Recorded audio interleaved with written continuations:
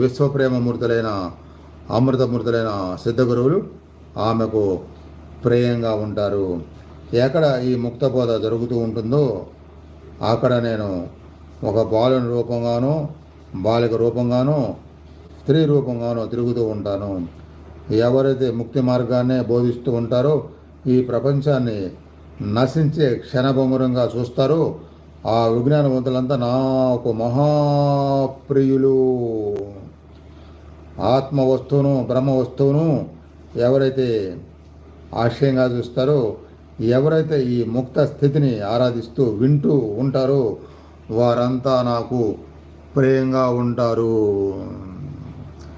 ఎందుకు ఇంత నొక్కి నొక్కి దీర్ఘాలతో చెప్పాను? ఎవరు నాకు ప్రేమో లలితమ్మవారు చెప్తున్నారు.